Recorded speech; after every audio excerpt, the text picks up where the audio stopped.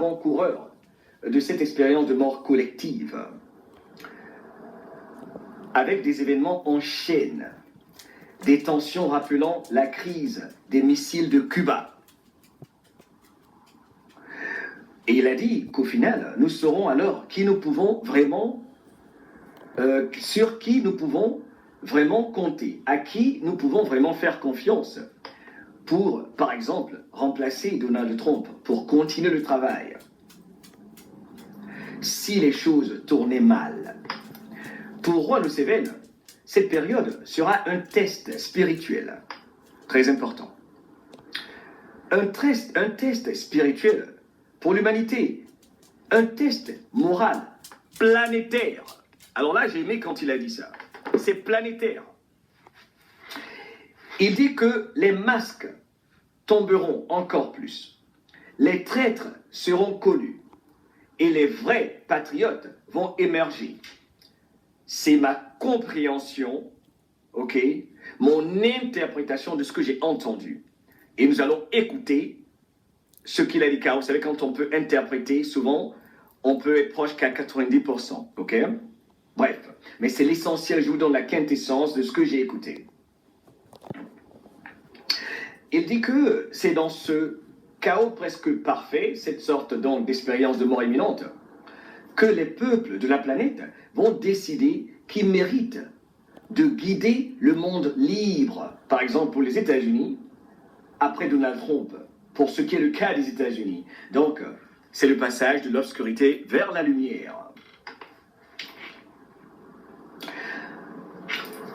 Le plus important, disait Juan dans cette conversation d'il y a environ 3-4 jours. Hein. C'est très récent. Ce que je partage là, ce qu'il a dit, c'est très très récent.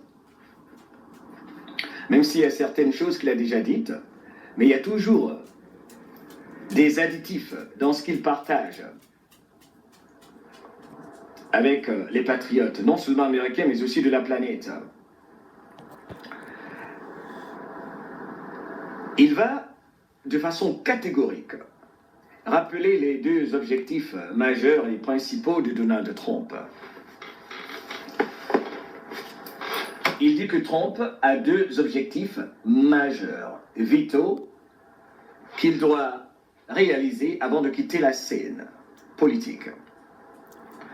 Instaurer une monnaie honnête, donc se débarrasser de la fausse monnaie, la monnaie du pétrodollar, n'est-ce pas, qui depuis 1913 n'est pas adossée à l'or, entre autres, avec surtout 1913, et c'est surtout relatif à la création de la fausse banque centrale, après la rencontre à l'île Jekyll Island, entre la Géorgie, la Caroline du Sud, la Floride et tout, enfin bref, Jekyll Island, des banquiers, les Rothschild, les Rockefeller, entre autres, et tous ceux qui ont imposé à l'humanité une monnaie que eux seuls, ils sont habilités à imprimer pour qu'ils puissent prêter de l'argent, non seulement au gouvernement américain, mais aussi par extrapolation à tous les peuples de la planète, car toutes les banques centrales, qu'elles soient européennes, africaines, américaines, anglaises, australiennes, sont issues du même système